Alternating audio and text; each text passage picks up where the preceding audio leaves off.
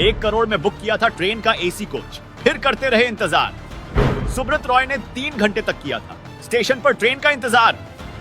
सुब्रत राय से जुड़ा वो वाक्या जिसे जानकर आप भी हो जाएंगे हैरान। सहारा प्रमुख सुब्रत रॉय का लंबी बीमारी के बाद निधन, लोग कर रहे याद। सहारा ग्रुप के चीफ सुब्रत रॉय अब इस दुनिया में नहीं रहे। कुछ देर पहले मुंबई के कोकिलाबेन अस्पताल में उन्होंने अंतिम सांस ली। 75 साल के सहारा श्री काफी दिनों से बीमार चल रहे थे। पिछले साल उनकी ब्रेन की सर्जरी भी हुई थी। सुब्रत रॉय से जुड़ा एक किस्सा आज भी याद किया जाता है। 5 साल पहले की बात है। रांची के हटिया स्टेशन से मुंबई जाने वाली हमसफर एक्सप्रेस को सहारा चीफ सुब्रत रॉय ने 1 करोड़ में बुक किया था। सहारा श्री के साथ उनका स्टाफ भी जाने वाला था, लेकिन रेलवे की लापरवाही के चलते वह ट्रेन 3 घंटे तक स्टेशन में ही खड़ी रही थी। पूरा मामला अगले 2 मिनट में आपको बताते हैं। आप भी कमेंट बॉक्स में सुब्रत राय जी को श्रद्धांजलि दे सकते हैं।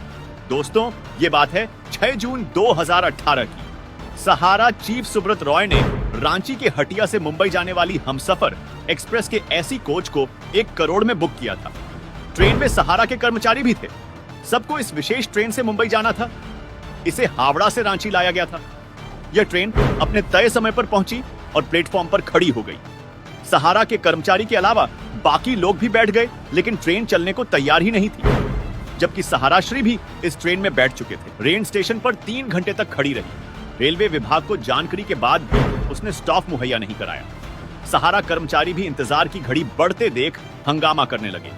उन्होंने जाने से भी मना कर दिया। बाद में रेलवे प्रशासन के मनाने के बाद कर्मचारी ट्रेन में सवार हुए। 5:40 की जगह यह ट्रेन रात को 8:40 पर खुली। तब जाकर सहारा कर्मचारियों का गुस्सा शांत हुआ। सहारा इंडिया समूह के प्रमुख सुब्रत राय अब इस दुनिया में नहीं रहे। सबसे बड़ा सवाल यह उठ रहा है कि अब खासकर गांव में रहने वाले छोटे निवेशकों का क्या होगा? क्या उनका पैसा वापस मिल सकेगा? देश भर के लाखों निवेशकों का पैसा सहारा इंडिया में फंसा हुआ था। इसी साल जुलाई में अमित शाह ने फैसला लेते हुए सहारा रिफंड पोर्टल लॉन्च किया था। इसके बाद करीब 10 करोड़ निवेशकों को बड़ी खुशखबरी मिली थी।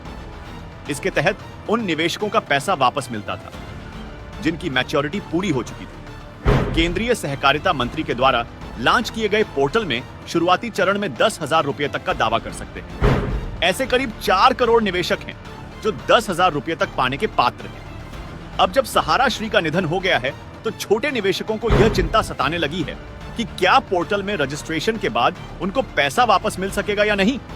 दोस्तों, आप सहारा श्री को किस तरह से श्रद्धांजलि देंगे, कमेंट में जरूर बताएं।